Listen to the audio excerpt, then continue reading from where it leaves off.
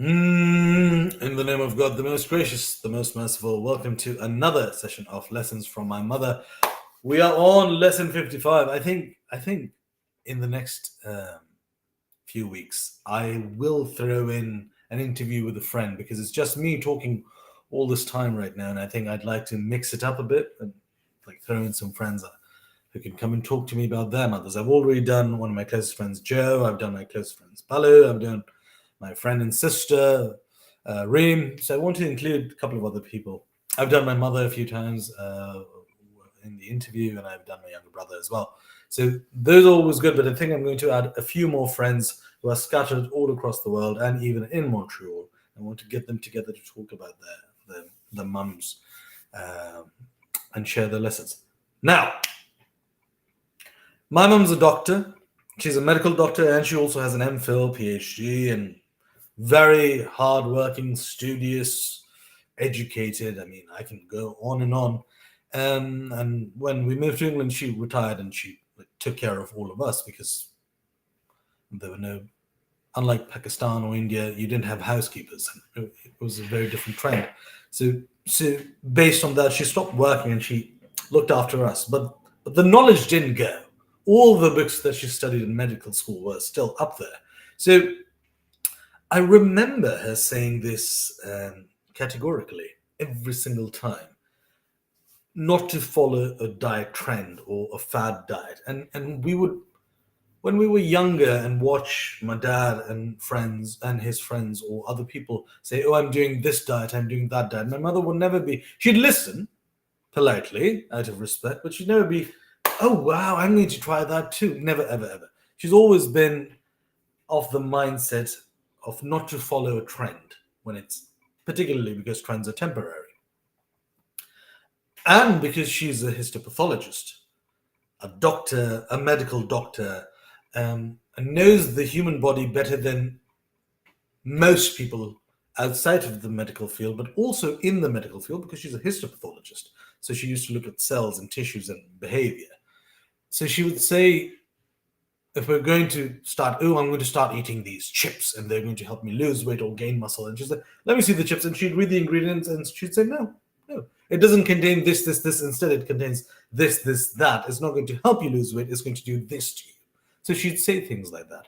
And when we were younger, we wouldn't pay it much attention. But as we got older, we started paying it more and more attention, particularly because um, I remember it was the early 2000s when my father started talking about the Atkins diet. So we would come home from school. This is back in England. We'd come home from school and we'd have some sort of lunch or snack or like an early something to munch on before dinner a couple of hours later. My father would come back from work and he'd have a roasted chicken leg and this and all meaty stuff. And I'd say, why didn't we get that? I'd love a roasted chicken leg. That would be amazing. And then a couple of days later, I asked my mom, I was like, what? Why is dad getting that and we're getting sandwiches or something? I was just curious. And she said, "Well, he's on this Atkins diet." And I was like, who's Atkins? At that point, I only knew Atkins barely as a construction company, which it still is today. But I didn't know it's about Dr. Atkins and this diet and that diet. And my father was on that diet because he had read it somewhere or heard it from somebody. "Oh, do this diet. It's a new diet. It's all this newfangled thing. Everybody in Hollywood's doing it, so might as well do it because Hollywood is the is the penultimate of human excellence, and that's what we should follow." Right? I'm being sarcastic. I don't think it is. I think it's full of debauchery and corruption and everything wrong with humanity is up in Hollywood. I love their movies, but I don't love how they're made and the people up there. But my dad was following it, and I'd say, "Oh, I want to do that too. Why not?" And my mom said, "No, no, you should never follow a fad." And when we would question it, she'd start naming something, and I've spoken to her about it a bit, and I've kind of Googled my way into my memory and into the internet to kind of remember. So one of the first ones that my mum saw was called the grapefruit diet in the 70s, and I think she was becoming a doctor at that time, so she was very familiar. Oh, this is a new diet. This is how we engage with it. Oh, these are the side effects. These are the negatives. Where you just that fruit was becoming popular. Drink grapefruit juice, eat grapefruit, blah blah. That was followed by something which was very interesting. I hope it worked out, but it didn't. The cookie diet. The cookie diet was eat cookies, get slimmer, do this, do that, calorie this, calorie that. It just never caught on because if it's cookies full of carbs and glucose and sugar, I don't really see that working for a long period of time. Then there was one that my mum partially liked as a doctor, but she said, look, and when I talked to her about this just a few weeks ago, because I was thinking of bringing something like that into my daily intake, she said, look, you can't do this every day. Do it maybe once a week. And that was the cabbage soup diet. I was talking about like broccoli soup, oh no, no, cauliflower soup or lettuce or cabbage or mixing that into soup in the evenings because I want my evening meal not to be very heavy. And she said, no, look, don't do it 6 or 7 days a week. That's too much. Maybe do it once a week. And I said, what else? Oh, mix it up. Mix up your dinner with, if you want to keep it healthy, don't eat junk food, don't eat from the outside, don't drink this, don't chew that. But you have all these options in vegetables and also good meats and also good this and that. Try and tap into that rather than saying, I'm just going to drink cabbage soup every evening or cauliflower soup. That is not going to work. She said, I said, okay, okay, fair enough. And because she had seen the trend come and go, I think it was the 80s or the late 70s, she had seen it come and go and said, this is wrong. Now, there's something that we see, particularly in Los Angeles, because Beverly Hills and Hollywood are there, and also a bit in New York. You see this a lot in celebrities or actors. Oh, I'm on a juice fast. Oh, I'm on a liquid diet. I'm not eating for the next 3 days. I'm detoxifying and doing this. Now, if you do that once a year, maybe twice, for 2, 3 days, fair enough. You've cleansed out your system. Otherwise, oh, my mum listed the disadvantages of it. And her, after giving us the medical spiel, her argument used to be along the lines of, well, if it were natural to us, why wouldn't we do it all the time? Why wouldn't it be part of our daily intake for the last 180,000 years since we've been Homo sapiens? Why wouldn't that be something in any of the religious books? Because religious books are one of the greatest source of historical material. Um, we can always argue about their veracity, but by and large, they kind of give you a very clear indication of what life used to be like then and now. And also other texts. So you rarely hear of people who are just drinking stuff and not eating anything. You can make the argument that some people were drinking wine only, but that is because they were drunk, not because they chose to say, well, it's healthy for me. So that's a whole different argument. And I remember Optifest, and I wasn't born then, but I've seen it later. But my mom has referenced these names. Optifest was a sort of a liquid diet where you're just consuming liquid, and I shed this much weight in this much time, and blah blah blah. Then I've seen current trends. My mom hasn't touched upon these, but I've discussed these with her. Like the South Beach diet is eat before you get hungry, because sometimes people eat only when they feel hungry. And it's like eat before you get hungry. And my mom is rarely in favor of that because she she has she has critique of how you regulate it because it changes every day, and regulation is incredibly important in diet, which is slightly different from the zone diet which we discussed, which all these actors follow. It is 40, 40, 30, 30 or something, 40 carbs and 30 fat and 30 protein, and so and mix it up and do this and do that.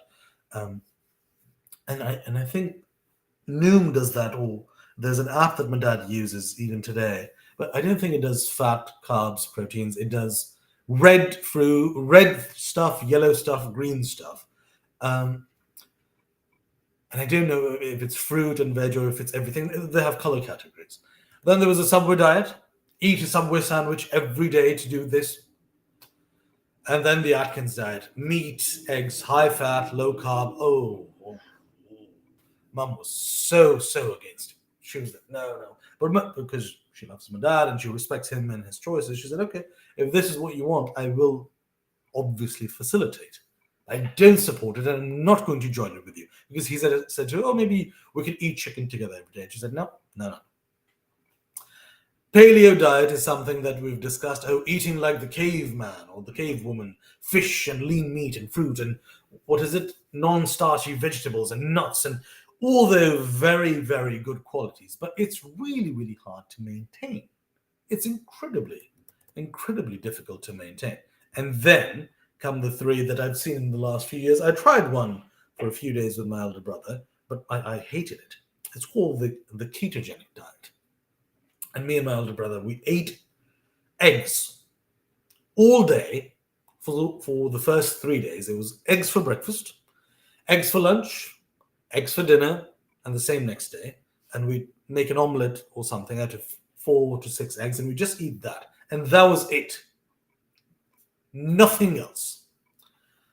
By the third day, I was losing my mind. I said, what is this? Okay, great, I can lose few kilograms or a few pounds on the first day or the first week. Then what? So is it supposed to kickstart something and trail it down, or what is it supposed to do? But what people normally do is they do it, lose weight, and then they don't really know what to do after. You have to go to some very well-informed experts who say, well, do the keto and then follow the keto with this and then come back to keto, and they design a whole meal plan. Then there's the OMAD, the 1 meal a day, OMAD. And I tried that with my brother too. I was in Pakistan. I was waiting for my Oxford visa. I was completely free. So I said, okay, I'll try these with you. Why not? So we would eat between 7 p.m. and 8 p.m. And the rest of the day, just drink water and green tea or black tea with no milk. And that was it. Nothing else. It was fine for a day because I'm a Muslim. I fast during Ramadan all the time for 30 days. So not eating the whole day is not a problem. And at 7 o'clock, we'd go together, we'd spend and buy sandwiches and chicken and this, and we just stuff our faces. And he said, look, how much can you really eat in an hour? Do you think you can, if your daily intake is around 3,000 calories or so forth, can you really mass that in an hour? You'd really need to be a big binger to be able to do that. So eat away. So we did that. I had a great time the first 3 days because I would stuff my mouth, but that it really didn't do its job because it was 1 meal a day and in that 1 hour. Then he was trying to do a water fast, which is you only drink water for 1, 2, 3 days or something. That cleanses you and water this and water that. And I had to tell you, by the middle of the second day, I tried it with my brother because I was free and bored and I was just waiting for my visa to come for Oxford. I was waiting for that. And by the middle of the second day, I started having the severest of headaches. And I was falling here and then. So was he, and he was like, yeah, just let's try one more day. And we tried it one more day. We powered through. And then there are people who say, well, by the fourth day, I felt great. And it's just so cool. Yeah, man. No, it's not. It's actually quite ridiculous because your body needs food as well. And then, because I love Jordan Peterson and I listen to him speak and I discuss his ideas, and I've almost had him on my show as well. The carnivore diet. And I've discussed it with my brother and with some friends, and some people swear by it. Oh, just eat meat all day and it removes your arthritis and cures your mental this and helps this and help that. And I spoke to my mum about it, and I said, Mum, there's this really popular professor, and he's a very smart guy, and I really like him. And he had these ailments. He had arthritis, and he had mental conditions, and he had a weak immune system, and so on and so forth. And he just eats a steak every day for breakfast, lunch, and dinner. And all his symptoms have gone away. What do you say about that? And she started diagnosing, maybe he does this. But what about people who can't afford meat? And I said, no, fair enough. But what if you can? And she said, okay, but why only red meat? And she started asking questions about it, and she just wasn't convinced. She said, "Look, maybe it works for them, but we don't know the long-term impact of this. Um, we don't know how it's going to affect him later. Maybe it's solving some problems now, but we don't know. Do you have to couple it with a lot of exercise? Do you have to drink a lot of milk or a lot of water? Can you have alcohol? Can you have soft drinks? What can you and can't you do? We don't know any of that. So just because something is working for one person doesn't mean that's a diet that we should follow or recommend. But absolutely correct. And the final thing my mom is severely against, and I've touched upon this in some other lessons, is binging. And it's not just binging or binging. I don't know if binging is a global word or if it's just British. We say binge. But no, I've heard people say I went on a Netflix binge, so maybe it's caught on. So it could be a food binge or a binge drinking or binge eating. Um, and that is to just eat. I just want to have a look. Binge eating. Yeah. Binge eating. What is the meaning of binge? I just wanted to be correct about this. A short amount of time and feel you can't control. Oh, okay. Yeah, absolutely. So it's almost mentally, well, I won't say almost, it's mentally related, obviously. And my mum has been against it. In Urdu, we use the term chugna, which means you feel hungry around 11 o'clock at night, and you're typically a night owl, so around midnight-ish, you go to the fridge and you just start picking stuff out of the fridge, whether it's a chicken leg, KFC, slice of pizza, some pastries, some this, some that.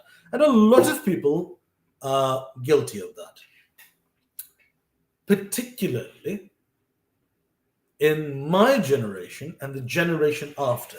And I'm certain there's some sort of a biophysiological link here, which I don't know, but it probably has to do with exposure to screen time, because when I was younger, we would stop watching TV at around 9 o'clock. We've had our dinner, stop TV, finish our homework or pack our bags, go to sleep around 10 or 11.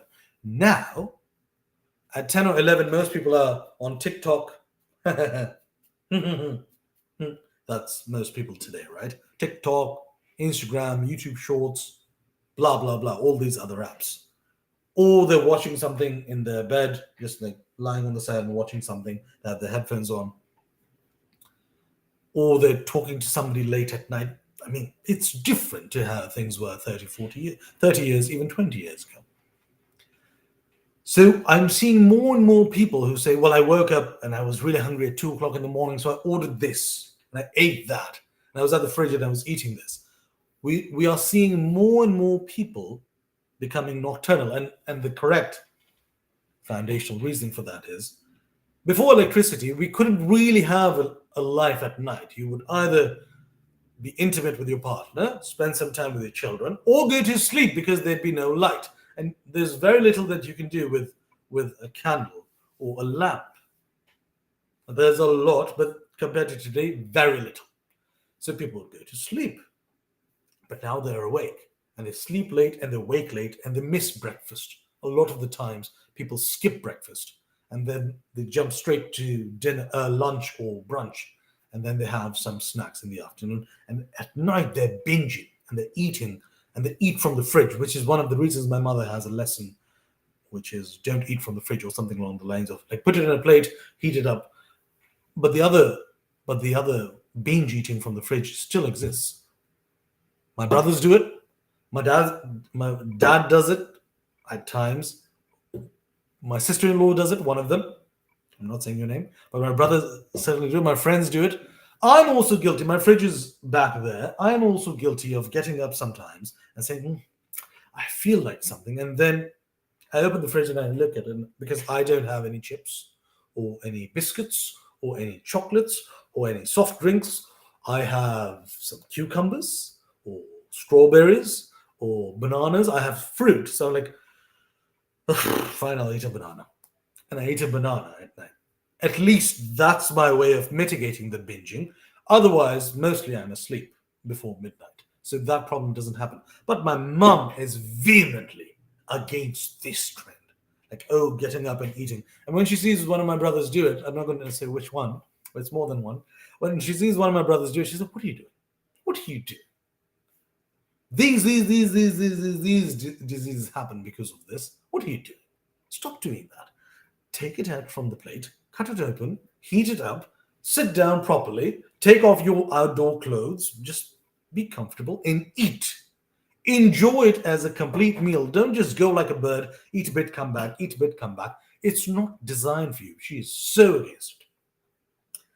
And aside from being a fully trained medical doctor, a fully qualified philosophy doctor, like a PhD MPhil, um, grown up with lots of years of experience in the workplace, at home, and in the medical field, my mum has maintained her weight since 1992 or 93. I remember because I was much smaller than her at the time, and we were all weighing ourselves, and my younger brother was very little. So this is around 92, 93.